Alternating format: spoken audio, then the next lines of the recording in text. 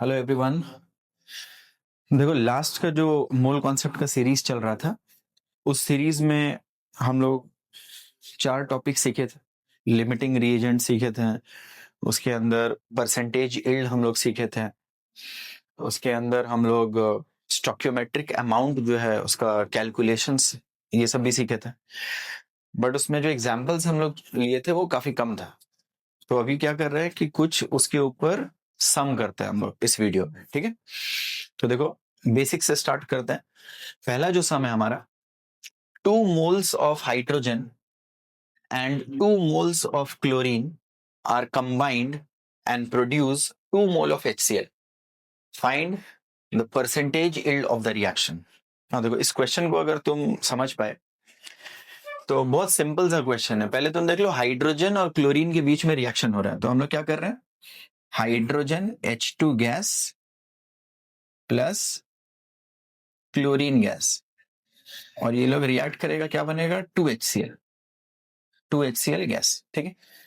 Mole concept में जब भी सब बनाते हैं हम लोग क्या करते हैं, ऑलवेज रिएक्शन को बैलेंस करते हैं। रिएक्शन बैलेंस कर लिया। नो, यहां से क्या एविडेंट हो रहा है वो चीज देखो। 1 मोल हाइड्रोजन 1 मोल क्लोरीन के साथ रिएक्ट कर रहा है टू प्रोड्यूस 2 मोल HCl। ये इसका स्टोइकियोमेट्रिक अमाउंट हो गया। अब यहाँ क्वेश्चन है कि 2 mole of hydrogen and 2 mole of chlorine are combined and produce 2 mole. तुम बोलो 1 मोल 1 मोल 2 मोल प्रोड्यूस करता है। सो इफ यू टेक 2 मोल 2 मोल, तो कितना मोल बनना चाहिए, एक्सपेक्टेड मोल कितना बनना चाहिए। 1 1 अगर 2 बनाता है तो 2 और 2 क्या बनाएगा, ट्वाइस बनाएगा, यानी 4 मोल। सो 4 मोल जो है वो है एज पर स्टोइकियोमेट्री। समझ आ गया, एज पर स्टोइकियोमेट्री ये बनना चाहिए 4। बट एक्चुअली में क्वेश्चन में लिखा है कि प्रोड्यूस कितना हो रहा है, 2 मोल। इसका मतलब है ये है एक्चुअल मोल। नाउ तुमको याद होगा कि हम लोग परसेंटेज यील्ड का एक फॉर्मूला याद किए थे। फॉर्मूला क्या था, n actual by n theoretical into 100। Just इस फॉर्मूला में क्या करना है, डेटा को पुट करना है। सी, n एक्चुअल, एक्चुअल में कितना प्रोड्यूस हुआ, एक्चुअल में कितना प्रोड्यूस हुआ, 2। So will write 2। But theoretically कितना आना चाहिए था, answer is 4 into 100, that is 1/2 into 100, that is 50%. This is your answer. Got it? ये तुम्हारा पहला क्वेश्चन। होप कि ये समझ आया हो तुम। नेक्स्ट सी, नेक्स्ट क्वेश्चन है, what mass of P4O10 was obtained when 12.4 gram of P4 react with 1.92 gram of O2। P4O10 का मास कितना बनेगा अगर इन दोनों के बीच रिएक्शन हो, दोनों का wait given, P4 and O2। पहला काम क्या करेंगे हम लोग, P4 प्लस O2। देखो ये जब रिएक्ट करता है क्या बनाता है, P4O10, ठीक है। फर्स्ट काम बैलेंस करना, तो यहाँ पर 10 है, ऑक्सीजन यहाँ 5 लगा, 10 हो गया, और फॉस्फोरस पहले से बैलेंस, ठीक है ना। देखो 12.4 ग्राम ऑफ P4, इसमें तुमको वैल्यू दे दिया 12.4 ग्राम फॉस्फोरस, एंड ऑक्सीजन का भी वैल्यू दिया है 1.92 ग्राम, 1.92 ग्राम, ठीक है। ये वैल्यू देकर तुमको क्या बोला कि आप बताओ कि कितना P4O10 बनेगा। ऑलरेडी प्रीवियस वीडियो में हम लोग सीखे हैं एक कॉन्सेप्ट कि जब भी रिएक्टेंट का अमाउंट गिवन हो और प्रोडक्ट का डिमांड हो, तो प्रोडक्ट कौन सा रिएक्टेंट को देखकर हम लोग डिसाइड करेंगे, आंसर है लिमिटिंग रिएजेंट। तो तुमको डिसाइड करना पड़ेगा कि फास्फोरस और ऑक्सीजन में which one is limiting reagent. Limiting reagent कैसे निकालते हैं हम लोग, कैलकुलेशन का एक शॉर्टकट ट्रिक क्या सिखाते हैं हम, जब भी हमको एलआर कैलकुलेट करना होगा तो हम लोग कैलकुलेट करेंगे सबसे पहले moles divided by stoichiometric coefficient, जो भी उसका है। तो हम लोग यहां से स्टार्ट करते हैं। सबसे पहले फास्फोरस का निकालते हैं, ठीक है। ये जो निकाल रहे हैं हम लोग, वो निकाल रहे हैं P4 के लिए। चलो P4 का ये वैल्यू निकालो। बोलो फास्फोरस का मास है 12.4 एंड फास्फोरस का जो मोलर मास आएगा वो कितना आएगा? फास्फोरस होता है 31 और 4 टाइम्स, 4 1 जा 4, 4 3 जा 12, so 124 is the molar mass. देखो given mass upon molar mass is known as moles by coefficient which is 1. ठीक है, इसको सॉल्व करेंगे हम लोग, कितना आएगा? 0.1, डेसिमल हटा दो, 0.1 आ गया। ये आया फास्फोरस। अब हम लोग किसका निकालेंगे? ऑक्सीजन। सेम कॉन्सेप्ट है, पहले क्या निकालना है? Moles bye stoichiometric coefficient. Moles कैसे निकालेंगे? देखो इसका गिवन मास कितना दिया? ऑक्सीजन है 1.92, तो हम लोग यहाँ क्या लिख रहे हैं? 1.92 डिवाइडेड बाय ऑक्सीजन का मोलर मास कितना होता है? 32, और इसका कोएफिशिएंट का वैल्यू देखो यहाँ गिवन है कितना? 5। इसको कैलकुलेटर से कर लेते हैं, इजी हो जाएगा थोड़ा। तो 1.92 डिवाइडेड बाय 32, मोल आएगा 0.06, मोल आ रहा है इसका 0.06 by 5. 0.06 divided by 5 is 0.012. Now compare करो, फास्फोरस का वैल्यू आया 0.1 और इसका वैल्यू कितना आ रहा? 0.012। सो ये काफी छोटा है, 0.012। ये वैल्यू स्मॉल है, और जो वैल्यू स्मॉल होता है उसको क्या बोलते हैं हम लोग? LR, limiting reagent. इसका मतलब ऑक्सीजन इस केस में क्या है? Limiting reagent. ठीक है, इतना दूर क्लियर हुआ? सिर्फ मोल का वैल्यू यहां पर याद रखोगे 0.06, बल्कि हम यहां लिख लेते हैं कि इसका जो मोल है 1.92 वो कितना है? 0.06 है। ठीक है, बाकी पार्ट को हम रब कर रहे हैं।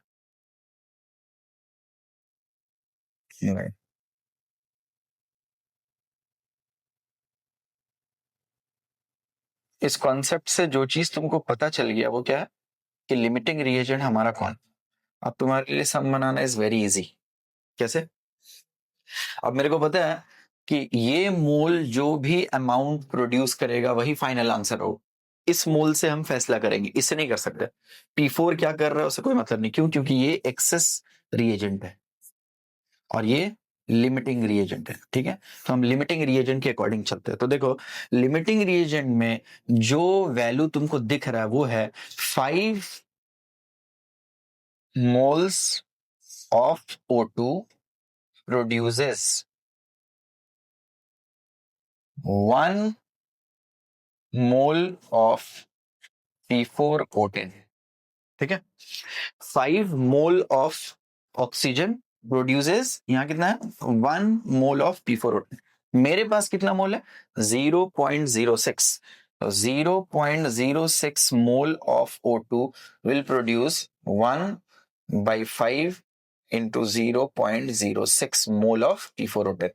इसका वैल्यू कैलकुलेट कर लो, 0.06 डिवाइडेड बाई 5, 0.012, इतना मोल P4O10 बनेगा। बट क्वेश्चन में बोला व्हाट मास। सो मास के लिए क्या करना पड़ेगा? मोलर मास से multiply. Mass of P4O10 will be equal to 0.012 into P4O10। P4O10 का मोलर मास कितना होगा? 31 इंटू 4, एंड ऑक्सीजन कितना होता है? 16 इंटू 10, सो इट्स 160। दोनों को ऐड कर दो, 482, सो 284 से मल्टीप्लाई कर देंगे। सो 0.012 multiply by 2 0.8284 into 0.012, 3.408 gram. This is your answer. तो होप ये क्वेश्चन तुमको समझ आया होगा. चलो नेक्स्ट मूव करते हैं हम लोग. Question number 3. Now see this question. The question है कि if 10 gram of calcium carbonate on heating gives calcium oxide and carbon dioxide and percent yield of the reaction is 80%, calculate mass of CO2 produced. ठीक है, देखो इस question को हम लोग कैसे बना रहे हैं. कैल्शियम कार्बोनेट को हीट करना है, तो CaCO3 सॉलिड, इसको जब हम लोग हीट करते हैं क्या मिलेगा, CaO solid plus carbon dioxide gas. ठीक है, क्वेश्चन में तुमको बोला 10 ग्राम ऑफ CaCO3. देखो इस क्वेश्चन को देख के क्या लग रहा है कि इसका जो 1 मोल है वो 1 मोल CO प्रोड्यूस करेगा और 1 मोल कार्बन डाइऑक्साइड. ठीक है, एज पर स्टोइकियोमेट्री यही प्रोड्यूस करने वाला 1 मोल विल प्रोड्यूस 1 मोल.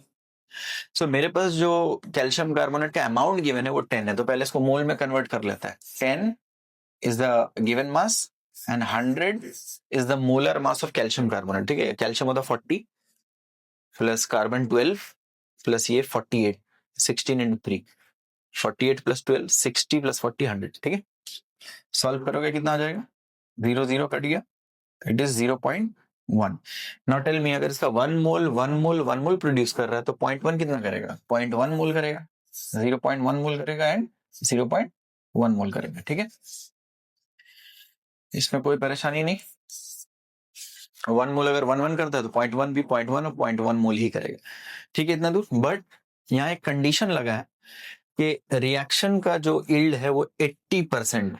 ठीक है, तो CO2 जो ये बन रहा है ना, ये एक्चुअली में स्टोइकियोमेट्रिक रेशियो के अकॉर्डिंग बन रहा है, बट रियलिटी क्या है कि उसका 80%. तो हम लोग फॉर्मूला अप्लाई करेंगे, परसेंटेज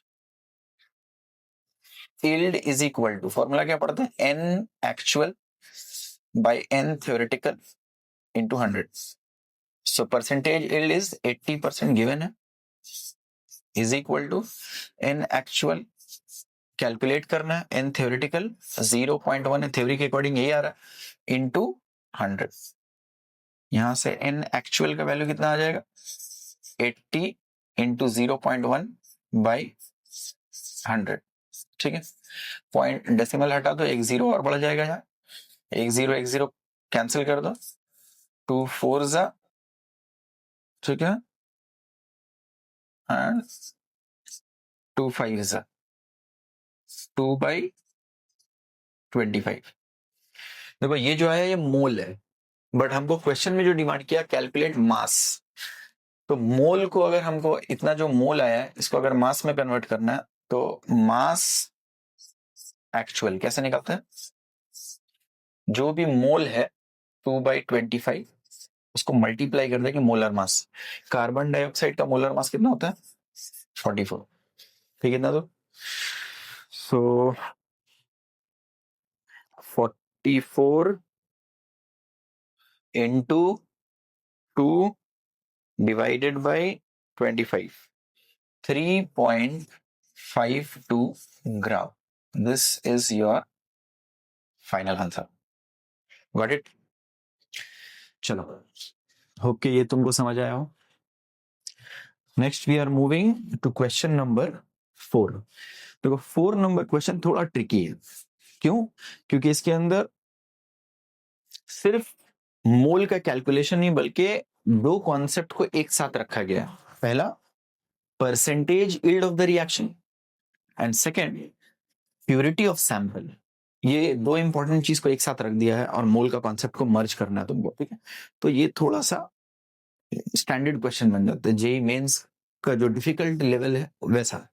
ठीक है, तो देखो पहले हम थोड़ा सा इसके बारे में तुमको बता दें. इम्प्योर सैंपल क्या होता है, इम्प्योर सैंपल इसका मतलब होता है प्योर सैंपल प्लस इम्प्यूरिटी। सीधा यही डेफिनेशन है। अगर सीधा लैंग्वेज में समझना है तो प्योर सैंपल में कुछ इम्प्यूरिटी मिला तो सैंपल टोटल क्या बन जाएगा, एक इम्प्योर सैंपल बन जाएगा। ठीक है, और यहाँ पर एक चीज बहुत इंपॉर्टेंट है, वो चीज समझ लो। तो अगर इम्प्योरिटी के बारे में स्पेसिफिकली क्वेश्चन में कुछ मेंशन नहीं किया गया है, इसका रिएक्टिविटी के बारे में कुछ भी मेंशन नहीं है, तो हम इसको बाय डिफॉल्ट क्या मानेंगे, इनएक्टिव। यानी ये लोग रिएक्शन में टेक पार्ट नहीं करेगा। ये बात पहले से मान लेना हम लोग। क्यों? क्योंकि अगर ये रिएक्शन में टेक पार्ट करेगा तो फिर वो चीज मेंशन होना जरूरी है। ठीक है, वो चीज तुमको बताएगा। अगर इम्प्योर एक जनरल क्वेश्चन हो जाएगा कि सैंपल इम्प्योर है, तो उसके अंदर जो इम्प्योरिटी है वो रिएक्ट कर रहा है कि नहीं, वो मेंशन होगा, और नहीं है तो हम मानेंगे वो इनएक्टिव। बात समझ में आ गई? चलो क्वेश्चन पे ध्यान दो। Find the weight of the sample of case. तुमको अल्टीमेटली KClO3 का वेट निकाल के दिखाना है। ठीक है, ये वेट निकालना है जो 96 ग्राम ऑक्सीजन को प्रोड्यूस करता है। उसमें कंडीशन है कि जो यील्ड है रिएक्शन का वो 80% है और जो सैंपल का प्यूरिटी है वो 75%। ठीक है, तो थोड़ा ब्रेक करके करते हैं संभव। हम लोग सबसे पहले क्या ले रहे हैं, let sample of KClO3 is equal to x gram. मान लो कि KClO3 का जो सैंपल है वो x ग्राम प्रेजेंट। नाउ मोल कॉन्सेप्ट में सबसे पहले हम लोग क्या करते हैं, रिएक्शन को बैलेंस। 2KClO3 इसको अगर हीट करोगे तो क्या बनेगा, 2KCl प्लस 3O2। ठीक है, ये रिएक्शन है, इसको बैलेंस कर लिए हम लोग पहले से। Now weight of KClO3 is equal to, हम लोग कितना मान के रखे सैंपल का, x ग्राम। जैसे तुम लिखोगे वेट ऑफ KClO3 x ग्राम और आगे प्रोसीड करोगे, क्वेश्चन यहीं पर गलत हो जाए। क्यों? क्योंकि अगर तुम क्वेश्चन पढ़ो तो इसमें एक कंडीशन है कि प्यूरिटी ऑफ सैंपल इज 75%। इसका ये मतलब है कि इसके अंदर 25% इंप्यूरिटी है। जो x माने हैं वो सैंपल है, तो हमको सिर्फ KClO3 का वेट चाहिए, तो इसको 75% से मल्टीप्लाई करना पड़ेगा तुमको। तब तुम्हारा जो वैल्यू आएगा वो क्या आएगा, सिर्फ KClO3 का वेट, जो सैंपल का वेट का 75%। ठीक है, सो 25 का टेबल में 3 टाइम्स और ये 4 times, it will be 3x/4। ठीक है, मीन्स 0.75, 3 डिवाइडेड बाई 4, 0.75x। देखो ये जो वेट है ये एक्चुअली में KClO3 का एक्चुअल वेट आया। ठीक है, वो इम्प्यूरिटी जो उसके अंदर 25% उसको छोड़कर। नाउ अब हम निकालेंगे moles of KClO3। Moles of KClO3 कैसे निकालते हैं, given mass is 0.75x and KClO3 का मोलर मास, पोटेशियम कितना होता है 39, क्लोरीन होता है 35.5, ऑक्सीजन कितना होता है 16 into 3 मतलब 48। ऐड करो 5, 14, 22, 5, 8, 122.5। ठीक है,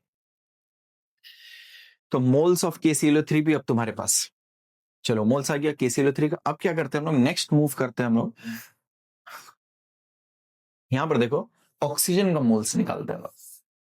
एक चीज ध्यान देना क्वेश्चन के ऊपर कि तुमको ऑक्सीजन का जो वेट है ना वो पहले से गिवन है। ठीक है, तो हम लोग अगर इसका कैलकुलेशन करके ऑक्सीजन का मास निकाल पाए, दोनों को इक्वेट कर पाएंगे यहाँ। ठीक है, कैसे निकालेंगे, मोल्स ऑफ ऑक्सीजन, इसको देखो 2 moles of KClO3 3 moles of O2 produce करता है। बाय स्टोइकियोमेट्रिक एनालिसिस देख सकते हैं हम लोग, 2 moles of KClO3 produces 3 moles of O2। Therefore मेरे पास कितना मोल है? मेरे पास है 0.75x बाई 122.5, इतना मोल है ऑफ KClO3। वो कितना प्रोड्यूस करेगा? 3/2 इंटू 0.75x बाई 122.5। देखो ऑक्सीजन का इतना मोल प्रोड्यूस कर रहा है, जो मेरा KClO3 75% वाला प्यूरिटी वाला फॉर्म को अप्लाई करने के बाद फाइनली, तो इतना मोल ऑफ O2 का प्रोडक्शन हुआ है। ठीक है, अच्छा ये मोल ऑफ O2 है, ये क्या है? ये पूरा मोल ऑफ O2 है। बोलो यहां से मास ऑफ O2 कैसे निकालेंगे? मास ऑफ O2 कैसे निकालेंगे? ये जो मोल है 3/2 इंटू 0.75x बाई 122.5, अगर इसको तुम मल्टीप्लाई कर दो 32 से, या फिर और हम लोग एक सिंपल काम कर सकते हैं इसके अंदर, जो और बेटर सिंपल एक काम कर सकता है कि तुम डायरेक्टली मास के कैलकुलेशन में नहीं जाकर तुम क्या करो, मोल में ही रखो इसको। और मोल में यहां पर क्योंकि क्वेश्चन में मेंशन है कि जो यील्ड ऑफ रिएक्शन है वो 80% है, तो तुम यहां डायरेक्टली परसेंटेज यील्ड का कॉन्सेप्ट लगा दो, n actual by n theoretical into 100। अब परसेंटेज यील्ड 80 है, तो यहां लिख दो 80। मोल्स जो एक्चुअल आना है वो आएगा, थ्योरेटिकल यानी जो थ्योरी से प्रोड्यूस होना चाहिए वो ये मोल है, तो ये मोल को उठाकर थ्योरेटिकल मोल की जगह पुट कर दो। 3/2 इंटू 0.75x बाई 122.5, ये थ्योरेटिकल है, इंटू 100। यहां से n एक्चुअल जो आने वाला है, मोल्स ऑफ ऑक्सीजन जो एक्चुअल में आने वाला है, तो उसको क्रॉस मल्टीप्लाई करेंगे तो 80/100 हो जाएगा, 80/100 हो गया। और ये क्रॉस मल्टीप्लाई होगा तो 3/2 इंटू 0.75x बाई 122.5, ये आ गया मोल्स जो एक्चुअल बना ऑक्सीजन का। तो मास जो एक्चुअल बनेगा ऑक्सीजन का, मास एक्चुअल किसका? O2 का, वो ये मोल को उसका मोलर मास से मल्टीप्लाई कर देंगे, इतना into 3/2 into 0.75x by 122.5 into 32 से मल्टीप्लाई कर देंगे। देखो 32 से मल्टीप्लाई करने के बाद ये मास में कन्वर्ट हो गया। अब तुम ध्यान से देखो, ये वो मास है ऑक्सीजन का जो बना, जो प्रोड्यूस हुआ, एंड क्वेश्चन में वो मास गिवन है 96 ग्राम ऑफ O2। हम लोग क्या कर सकते हैं ना, अकॉर्डिंग टू द क्वेश्चन दोनों को इक्वेट कर सकते हैं। So according to the question 80/100 into 3/2 into 0.75x by 122.5 into 32 must be equal to 96। 96 ही था, तो 96 था। ठीक है, तो तुमको छोटा सा कैलकुलेशन करना पड़ेगा। छोटा का मतलब समझिएगा कितना छोटा। सो 80 डिवाइडेड बाय 100, 3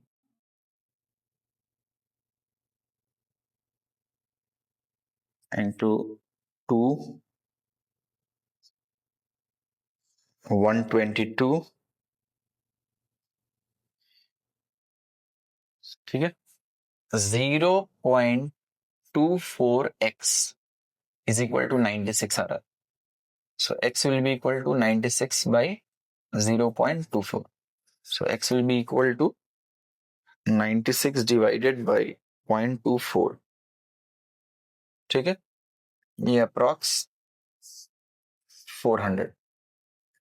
ठीक है, बहुत सारा राउंड ऑफ कर दिए हम। ठीक है, बहुत सारा डिजिट को राउंड ऑफ कर दिए, इसलिए x is approximately 400। बट अगर तुम राउंड ऑफ नहीं करोगे और पूरा का पूरा कैलकुलेशन को एग्जैक्टली लोगे तो ये आंसर और थोड़ा सा बढ़ जाएगा और 408 पॉइंट समथिंग आंसर आएगा। ठीक है, क्योंकि हम राउंड ऑफ करके किए इसीलिए 400 आएगा। So it is a difficult question, तुमको प्रैक्टिस करना पड़ेगा। ठीक है, आई होप कि ये क्वेश्चन समझ आया होगा। सो मिलते हैं फिर नेक्स्ट वीडियो में कुछ और क्वेश्चंस के साथ। तब तक जय हिंद।